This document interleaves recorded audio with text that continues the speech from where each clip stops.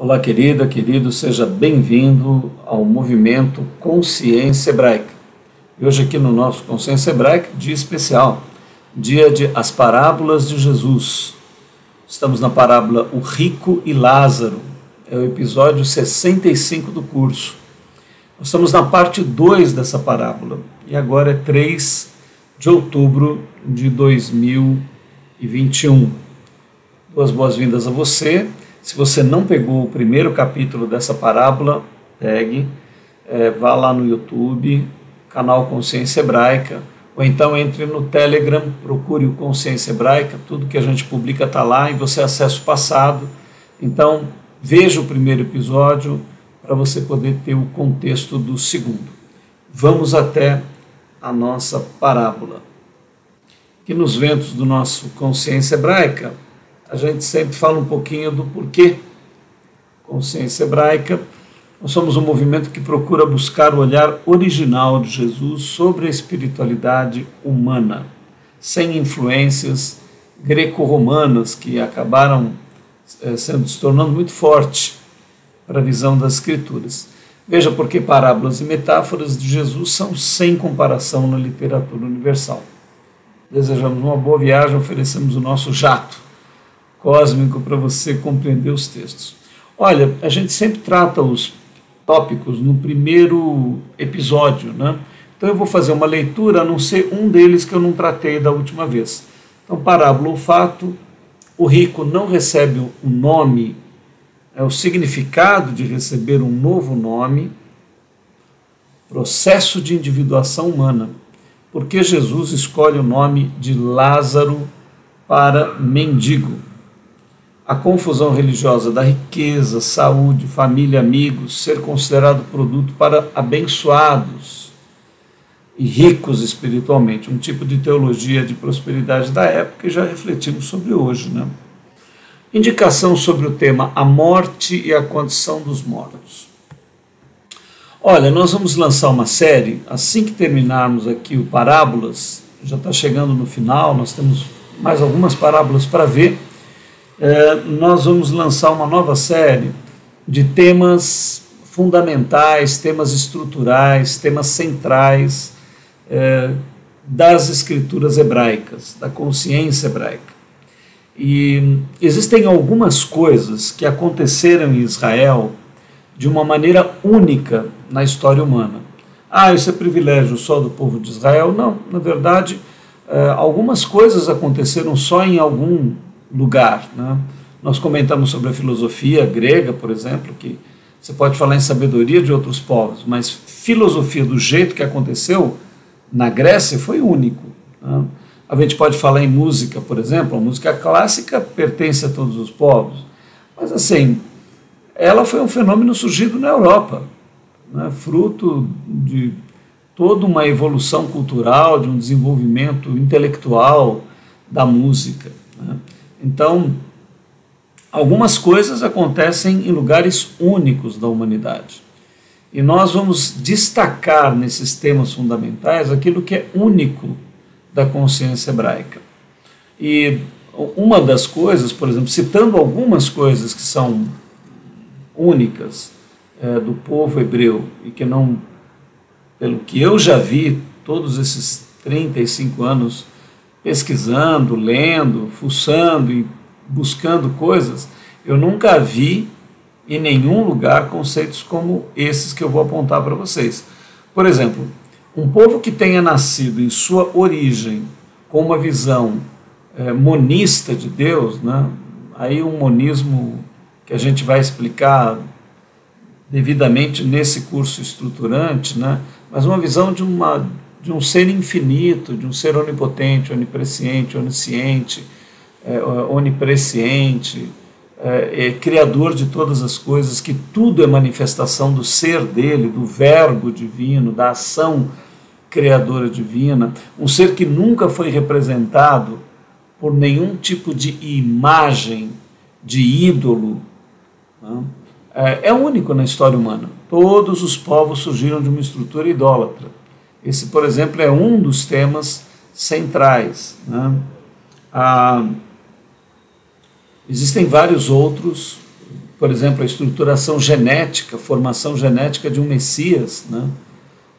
Algo extraordinário, o conjunto de árvores genealógicas que as Escrituras têm, a promessa messiânica feita logo no início do surgimento do povo, né? Uma verdadeira epopeia e odisseia, usando palavras gregas, porque é a história de um povo e a história de um homem em particular, de um ser humano. Do jeito que aconteceu em Israel, é único isso, né? Esse alinhamento genético, crístico, que aconteceu em Israel. Por exemplo, um outro fenômeno interessante, todos os povos tiveram profetas, místicos, né? Vários, né? Que surgiram em muitos lugares. Mas assim, o alinhamento que acontece de profetas em Israel, historicamente alinhados, produtores de textos e de revelações como as acontecidas em Israel, não existe. Não há na história humana um tal alinhamento desta ordem, né? E todos os povos tiveram livros sagrados, homens que se levantaram, mas da maneira como acontece em Israel é único.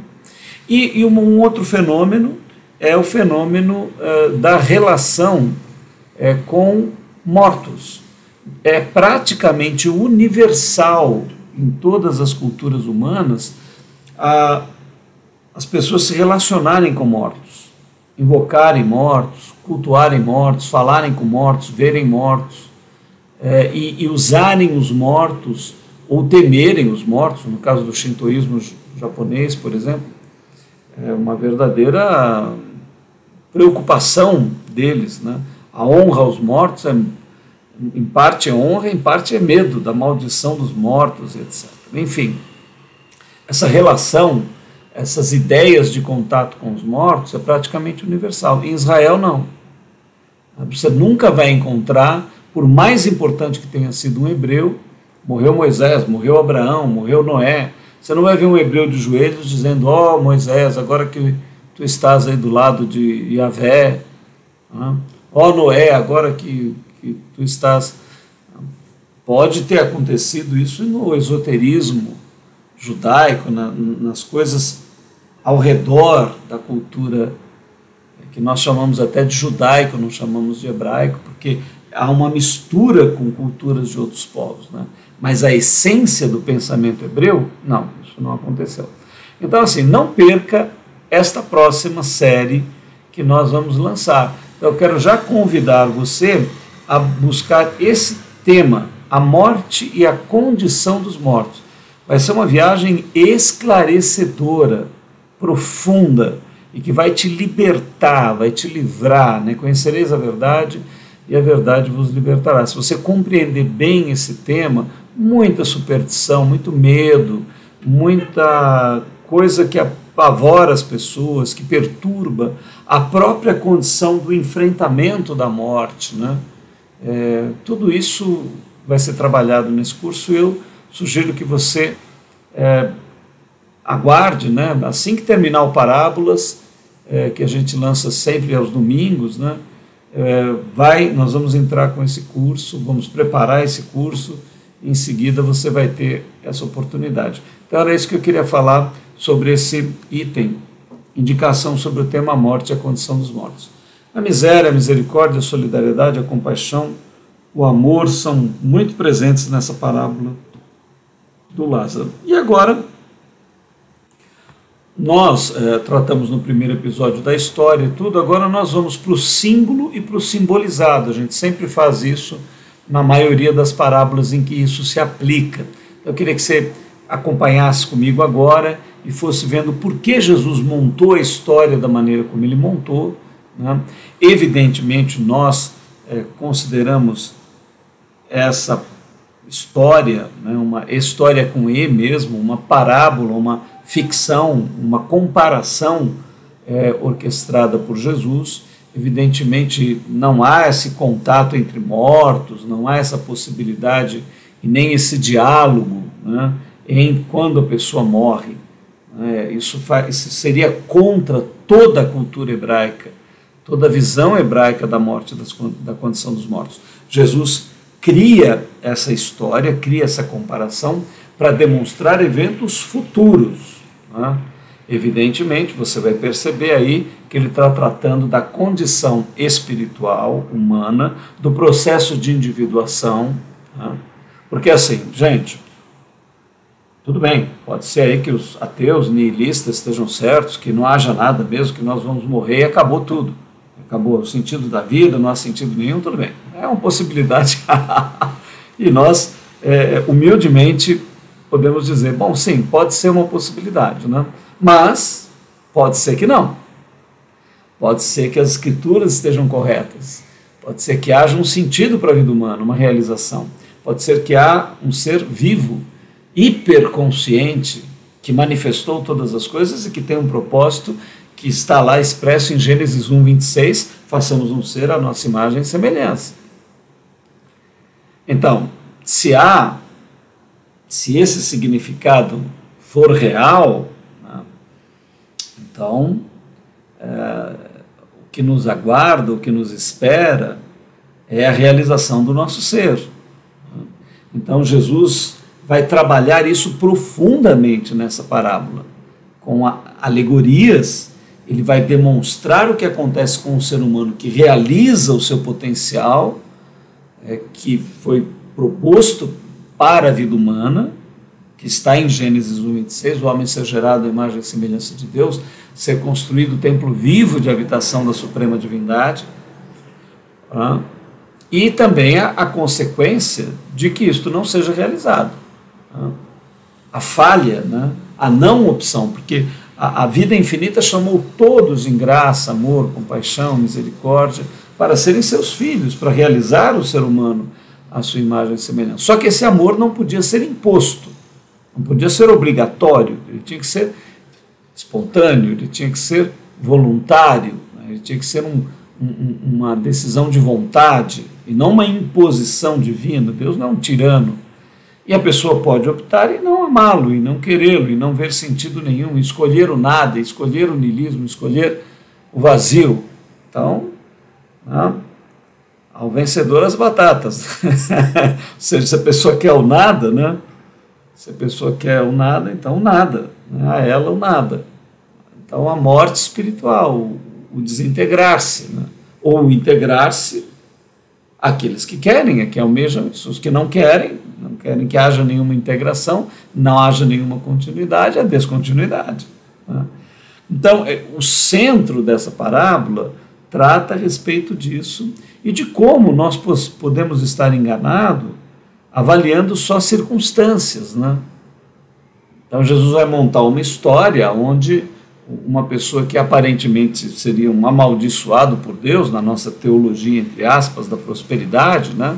Porque a pessoa não tem saúde, não tem amigos, não tem família, não tem nada, e nós vamos atinar para a compreensão disso, né? E ver como Jesus cosmicamente trata de possibilidades muito interessantes. Então agora nós vamos para o símbolo e para o simbolizado no nosso estudo da parábola. Vamos lá. Então a história está aqui. Ora, havia um homem rico e vestia-se de púrpura e linho finíssimo e vivia todos os dias regalada e esplendidamente. Havia também um certo mendigo chamado Lázaro, que jazia cheio de chagas à porta daquele e desejava alimentar-se com as migalhas que caíam da mesa do rico, e os próprios cães vinham lamber-lhe as chagas. E aconteceu que o mendigo morreu e foi levado pelos anjos para o seio de Abraão. E morreu também o rico, e foi sepultado. E no Sheol ergueu os olhos, estando em tormentos, e viu ao longe Abraão e Lázaro no seu seio, e clamando disse: Pai Abraão, tem misericórdia de mim. Manda Lázaro que molhe na água a ponta do seu dedo, e me refresque a língua, porque estou atormentado nesta chama. Muito bem, vamos agora para o símbolo e para o simbolizado dessa nossa parábola. Então lá, homem rico sem nome, ser humano que não realiza o seu potencial divino, púrpura e linho fino, qualidade crístico hereditária, Lázaro, ser humano que realiza seu potencial divino, condição de mendicância, né? Qualidade anticrística hereditária, seio de Abraão, pai gerador de todas as coisas e realizador, né, do ser humano, faltou um Rzinho ali, realizador do ser humano, ser sepultado Sheol, morrer cristalizado em sua natureza anticrística, morte espiritual. Muito bem, vamos para o nosso primeiro tópico aqui. Homem rico sem nome, ser humano que não realiza o seu potencial divino. Olha, tem nada acidental, né? Jesus ter chamado apenas de homem rico e de não ter colocado nome neste homem é muito significativo, né? Nós temos um primeiro nome que é nos dado aqui pelo arbítrio humano, pela cultura e pela sociedade, né? Então recebemos um designativo, um nome. Esse nome representa a nossa primeira identidade, o nosso primeiro nascimento, nosso nascimento temporal. Evidentemente, ele não é permanente, ele pode não se eternizar, né? O homem não é imortal por origem, por qualidade, mas ele é imortalizável, né? Então, ele recebe um elemento crístico. Nós já, inclusive, tratamos a respeito do que é o elemento crístico. Eu vou pegar agora aqui e começar a trabalhar um pouquinho com os nossos gráficos, para você não ficar muito perdido aqui, ó. Então, por exemplo, esse primeiro gráfico aqui, que é o gráfico do ser humano, né? Ó, você tem aqui, essa qualidade é a qualidade crística. Essa daqui é a qualidade anticrística, né? Aqui você tem a consciência. A consciência nossa, no primeiro nascimento, nós recebemos um nome e a nossa consciência, ela emerge daqui, ó, dessa natureza, que é temporal. Como essa natureza surgiu? À medida que o ser humano, né, optava com a sua consciência a energia abissal, né? Ó, você lembra que o universo ele é fruto de uma energia, de um gradiente, né? De uma dimensão material, ela é materializada do celestial e do abissal. Quando o homem concordava com o abissal, formava essa natureza. Quando o homem concordava com o celestial, agregava este elemento. Ah, por que você usou a palavra criou para o anticrístico e agregou para o crístico? Porque esse elemento crístico é o elemento mais misterioso de toda a criação divina. Porque, de alguma forma, há uma participação arbitral, consciencial, ou seja, depende das suas escolhas, da tua consciência, do teu arbítrio, para que você agregue. Mas esse elemento não pode ser temporal, porque ele é a energia que vai ser usada para gerar os filhos de Deus. Então, ele é um material, uma energia atemporal, porque ele vai produzir um corpo eterno. E é esta qualidade que forma, que gera o homem à imagem e semelhança de Deus. E à medida que o homem escolhe o celestial, essa medida, essa qualidade crística, ela é adensada, agregada no interior humano, porque ela é de natureza temporal, mas ao mesmo tempo ela é agregada pelo uso do arbítrio. Ela é o elemento mais profundo de toda a natureza. E, de uma certa maneira, ela precisou da dimensão do tempo para essa agregação. De uma certa maneira, né, ela só pôde ser concedida ao ser humano pelo uso do seu arbítrio e da sua consciência. Ela é uma qualidade muito paradoxal, né, porque ela se agrega no tempo e, ao mesmo tempo, é uma energia atemporal, ao mesmo tempo ligada à consciência e ao arbítrio, mas não produzida propriamente no tempo, né? Então, não é um conceito simples, mas, enfim, essa natureza é a natureza crística, né? Então, aqui nós colocamos assim partes iguais, né? Mas você herda isso hereditariamente. Os primeiros homens formaram isso quando optaram pelo celestial ou pelo abissal. quando um ser humano com outro ser humano gera uma criança, hereditariamente ele já transmite a qualidade física, mental, emocional e essencial, né? As 4 faculdades. Então, nas 4 faculdades, físico, mental, emocional e essencial, já há esse elemento hereditário, o crístico e o anticrístico. Né? E é claro que agora a pessoa vivendo, ela vai tomar as decisões dela. E esse potencial que foi dado vai ser aumentado ou diminuído, de acordo com a escolha. Né? Então você veja que o centro aqui da vida humana está relacionado com a revelação do nosso ser. Você é submetido do nascimento à morte por inúmeras situações e por inúmeras vezes você confirma o que você é, de fato. Né?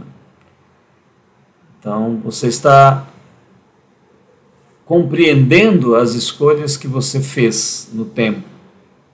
E por que o teu ser escolheu o nada ou escolheu a evolução infinita. Escolheu o não sentido, escolheu a negação da vida, que é a morte, ou lutou, viveu, cresceu em graça e amor pelo sentido da vida. O que é que você veio, por que você nasceu, o que você está fazendo na sua existência, né? Então, isso é profundo, maravilhoso, né? E determina o significado da nossa vida. Então, voltando aqui para o nosso quadro, né? Homem rico sem nome está relacionado a essa qualidade, ou seja, você recebe um primeiro nome que é temporal, né? Mas você tem um potencial no teu elemento crístico de se tornar atemporal, então você é imortalizável. Se você for gerado à imagem e semelhança de Deus, uma das coisas que as Escrituras prometem é um novo nome. Um novo nome. Então, lá o Apocalipse fala, né, ele receberá o nome em uma pedra branca. A cor branca é da divindade, a pedra representa a rocha que é Cristo, o Messias, e o novo nome é o processo não de individualidade, né, termina com a idade, que é o nosso processo no tempo, mas de individuação, ou seja, a ação de você se tornar indivisível, ou seja, a ação de você sair da quantidade e entrar na qualidade, né? Você sair do tempo e formar-se um ser atemporal, de você sair da morte e ganhar a vida, deixar de ser alma vivente, tornar-se espírito vivificante, cumprindo Gênesis 1:26, façamos um ser à nossa imagem e semelhança. Tudo isso está proposto para você. Tudo isso depende do teu código ético, das escolhas que você faz, do arbítrio que você exerce, do motivo pelo qual você está vivo, de como você agencia o teu dia a dia, dirige o teu dia a dia, né? Por que valor você vive, por que valores você vive, qual é o sentido ético da tua permanência no planeta Terra, por que você está aqui fazendo coisas, vivendo. Então, este é o significado de ter um nome ou de não ter um nome. Né? Agora aqui, ora viu um homem rico, de púrpura e de linho finíssimo, e vivia todos os dias regalada esplendidamente. Né? E havia um certo mendigo chamado Lázaro. Então, mas antes aqui, púrpura e linho fino. Olha, as pessoas olham para essas condições da parábola só no sentido material. Né? E é o sentido menos importante, na verdade, para o Cristo e para as Escrituras. Né? A questão aqui não é a questão material. O linho finíssimo e a púrpura aqui está representando que este homem nasceu com uma qualidade crístico, hereditária, muito grande, né? Então, voltando aqui no nosso gráfico da criação, ó, é como se ele tivesse surgido com esse elemento azul aqui, ó, esse elemento numa qualidade muito grande. Isso daqui é que representa o linho fino e a púrpura, ele viver regaladamente. Representa a qualidade crística. Vamos dizer que ela atrairia para ele saúde, prosperidade, vida, família, enfim, todas as coisas. Ele recebeu uma qualidade azul aqui muito grande, né? Dominante, vamos dizer assim.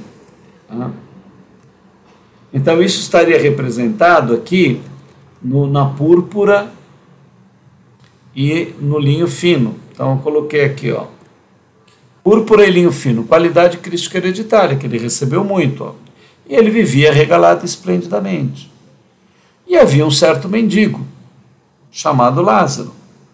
Então, o fato de Jesus ter dado o nome, está dizendo, olha, este mendigo é um ser humano que vai realizar o seu potencial divino, mesmo na sua condição de mendicância. O que é mendicância? Qualidade anticrística hereditária. Ou seja, ele recebeu, né, uma qualidade, esse estado aqui, essa natureza anticrística é a mendicância. O Lázaro recebeu muito dessa qualidade vermelha aqui, ó. Agora, o rico vai fazer com que a sua consciência, mesmo ele tendo muito azul, o rico vai ligar a sua consciência ao vermelho. E o Lázaro, mesmo tendo muito vermelho, ele vai ligar a sua consciência ao azul. E isso é que vai dar a beleza dessa parábola. O centro dessa parábola maravilhosa é a descrição de um homem que, embora tenha recebido um talento muito grande, né, nós vamos comparar daqui a pouco ao final desse estudo, nós vamos mostrar figuras e vamos comparar com a parábola dos talentos, que é uma outra parábola de Jesus que trata profundamente sobre a condição humana. Então, o rico recebeu de nascimento 5 talentos e o Lázaro recebeu lá 0,25. Então, tudo isso trouxe para o Lázaro uma condição terrível, mas só que a consciência dele, apesar de toda a dificuldade da sua vida, permanece fiel ao crístico, ao ético, permanece fiel ao Pai, à vida, ao amor. E o rico recebe essa qualidade, sente uma paz gigantesca, tem saúde, tem tudo, mas ele nem liga para Deus. Inclusive ele fala, eu nem preciso de Deus, porque eu me sinto tão bem. Mas ele não sabe por que ele se sente bem, de onde vem o bem-estar dele, de onde vem a prosperidade dele. Ele não está dando graças a Deus, ele não está colocando a alegria de ter recebido aquela qualidade. Isso vai ter uma consequência. E o Lázaro, o mendigo, né, recebeu muitas dificuldades aí no anticrístico dele, muito elemento anticrístico que criou doença, criou problema, uma série de coisas, mas ele tinha um pouquinho do crístico, mas ele fica fiel ao crístico. E apesar da situação toda, ele dá glória a Deus. O que é dar glória a Deus? A glória de Deus é que o homem seja gerado à imagem e semelhança de Deus. E Jesus choca a geração dele, por quê? Porque normalmente o pessoal associa a pessoa estar bem, com saúde, ter família, ter filhos, ter amigo e não ter nem dor de cabeça, não ter nada, com a bênção de Deus, então a pessoa está salva? Não, senhor, não tem nada a ver com isso. Jesus vai dizer, olha, como que foi a fidelidade da consciência dessa pessoa? Eu queria te chamar a atenção para isso. Então, assim, ele é o justo juiz, Deus sabe, né, no interior de cada ser humano, como cada ser humano está vivendo, por que está vivendo, por que está sofrendo, o que lamenta, o que arroga, né? Como é arrogante, como é prepotente. Não é nós que vamos julgar, mas o justo juiz é o Pai, porque ele está dentro de cada um de nós. Como é que você vai mentir para Deus? Se ele é você, se ele está dentro de você, você é a manifestação dele, teu ser é ele que manifesta. Aí você vai mentir para ele como? Não tem como mentir. Né? Então não adianta nenhuma hipocrisia, nem religiosa e nem de qualquer outro tipo, porque tudo é patente aos olhos daquele que tudo vê e tudo formou. Né? Então aqui está o centro da parábola, a beleza da parábola está nessa maneira. Ó. Púrpura e linho fino é a qualidade crística hereditária que o rico recebeu. O Lázaro, ele vai realizar o potencial, porque ele fica fiel no Cristo, que ele tem nome. Ó. Esse Lázaro, que é o nome dele temporal, está representando o novo nome que ele vai receber lá. A condição de mendicância, a qualidade anticrística, que dá um monte de problema para o mendigo Lázaro, mas ele fica fiel ao crístico. Né? Seio de Abraão, o que é? Seio de Abraão é o pai gerador de todas as coisas, realizador do ser humano. Então, ali, Abraão não é uma pessoa. O Lázaro não foi lá encontrar com Abraão. Abraão é o patriarca formador da nação de Israel, né? Considerado o pai dos hebreus. Então, Jesus sempre simboliza o nosso Deus como pai. Então, ele escolhe a figura do Abraão para representar Deus. Então, nesta parábola, Abraão não é o Abraão histórico. Abraão é Deus, representa Deus. O seio de Abraão, o peito de Abraão, está representando a suprema divindade, realizadora do ser humano, que acolhe Lázaro como seu filho, porque o realiza a sua imagem e semelhança. Então, Jesus, para não colocar uma divindade atemporal, colocou a figura humana de Abraão como símbolo de Deus, né? Pai gerador e realizador do ser humano. E o rico ser sepultado no Sheol, né? Morrer cristalizado na sua natureza anticrística, morte espiritual, né? Então, voltando aqui para o nosso gráfico, ó, depois eu vou trabalhar um encontro mais especificamente sobre isso. Ó, a consciência do rico fica presa, cristalizada aqui, ó, no tempo. E vai dar em morte espiritual, representada pelo Sheol, representado pela sepultura. Agora, a consciência do Lázaro fica fiel ao pouquinho do elemento crístico. Então ele vai para o seio de Abraão, porque ele suportou aí essa natureza terrível nele, mas foi fiel ao Criador. Então ele fica fiel aqui no pouco que lhe foi dado, e vai ser dado muito para ele. Né? Então, olha que interessante, né? Esse contexto todo dessa parábola. Agora eu acho que fica mais claro para nós compreendermos, né? Então aqui, ser sepultado no Sheol, morrer cristalizado em sua natureza anticrística, morte espiritual. Então vamos agora para a nossa próxima página. Disse, porém, Abraão: Filho, lembra-te de que recebeste os teus bens em tua vida, e Lázaro somente males. E agora este é consolado, e tu atormentado. E além de tudo isto, está posto um grande abismo entre nós e vós, de sorte que os que quisessem passar daqui para vós, não poderiam, nem tampouco os de lá passar para cá. E disse ele: Rogo-te, pois, ó Pai, que o mandes à casa de meu pai, pois tenho 5 irmãos. Olha aqui. Então, o símbolo é simbolizado: bens recebidos em vida. Olha, qualidade crística hereditária. Então, o que o rico recebeu? Muita qualidade hereditária, mas ele não dobrou o talento em graça, ele não fez nada, né?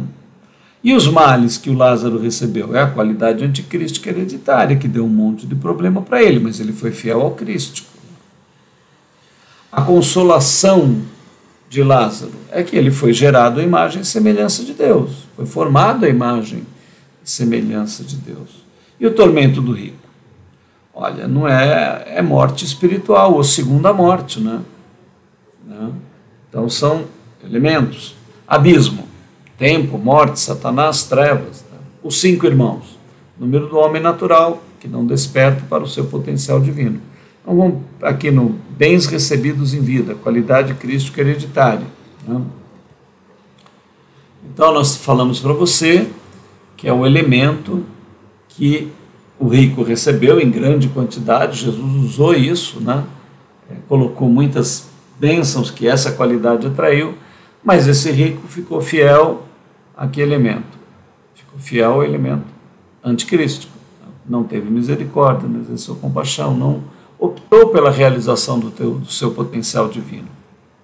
Não estava nem aí. Por quê? Tudo tão bom, né? Dinheiro, saúde, família, filhos e tudo, e muita coisa para fazer. E Deus, Deus não tem nem tempo para isso. Nem preciso, porque está tudo tão bem. Não é assim? Então, só que não dá certo isso. Né?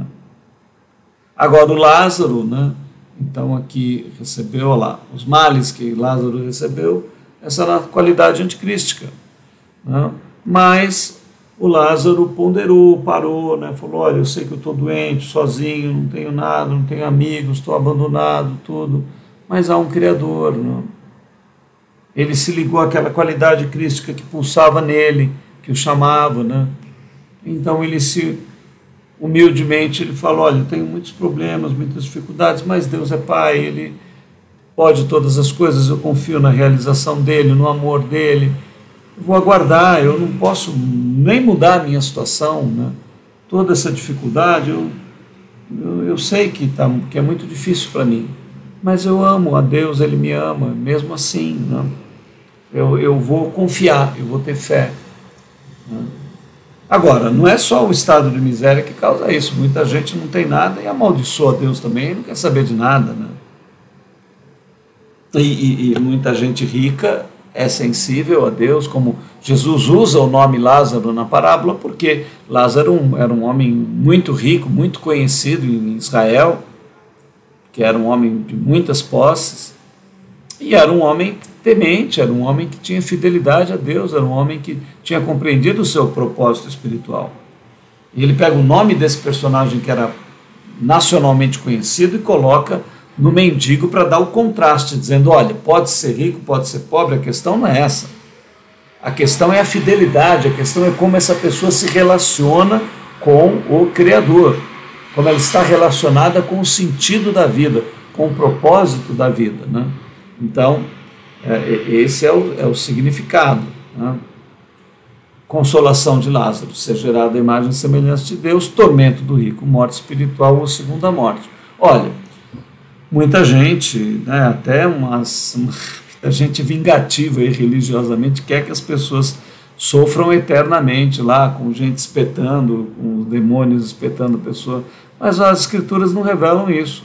Revelam sim que vai haver a ressurreição das pessoas no tempo, e elas vão ser geradas no tempo, no material temporal, e depois vão entrar na segunda morte, né?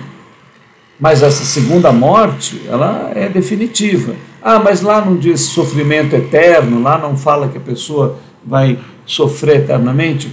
Sim, a perspectiva do sofrimento eterno é que assim, ela poderia ser filho de Deus eternamente, evoluir indefinidamente, evoluir infinitamente, e ela vai estar desaparecida infinitamente. Isto é um sofrimento eterno.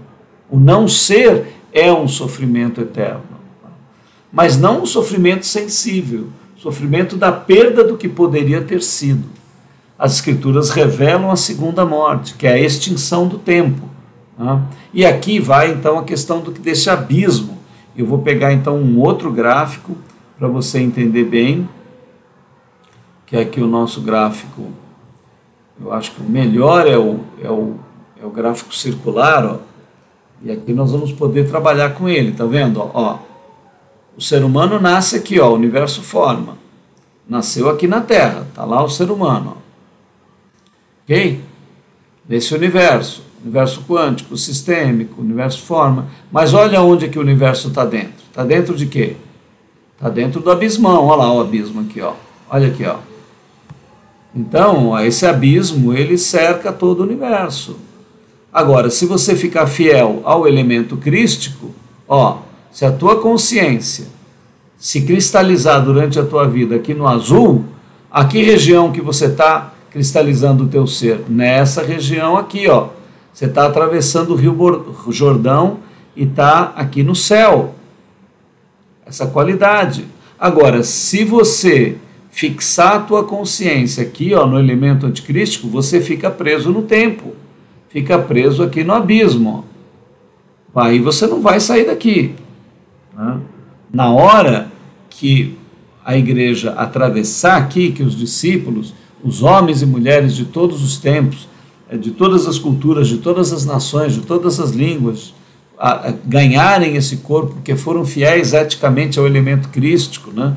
Mesmo os que não conheceram Jesus, mas foram fiéis à verdade, que eles lá compreenderam da maneira deles, entenderam, né? Então, nosso Pai é maravilhoso, justo, amoroso.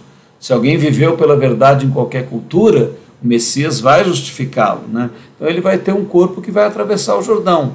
Agora, se não tiver o corpo, quando o abismo for dissolvido, porque o abismo é o próprio Satanás, o abismo é o finito, é a morte, é o tempo, é a matéria, tudo isso é o abismo. E esse abismo não pode durar para sempre, porque ele é tempo, né? Então ele vai terminar. Tem o nosso gráfico paralelo aqui, ó. Ele dá uma visão bem interessante, vou colocar ele aqui para vocês. Dá uma outra perspectiva interessantíssima, quer ver, ó? Porque, ó, tá vendo aqui? Nós estamos aqui no circular, a gente vê que o universo está aqui dentro, né? Mas esse paralelo dá uma outra perspectiva de camadas, ó. Então o verbo desce, ó, realiza com a qualidade do abismo, com a qualidade do céu, ele realiza o universo, que é um gradiente de céu e abismo. E depois, ó, nós estamos aqui parados, o verbo parou aqui. Agora vai ter a subida do verbo, ó, tá vendo aqui a subida? Aí o Apocalipse é que descreve, não perca aí os estudos do Apocalipse que teremos futuramente. Aí, ó, na primeira subida já descreia o universo vai ser descreado. Ó. Aí fica o abismão. Ó.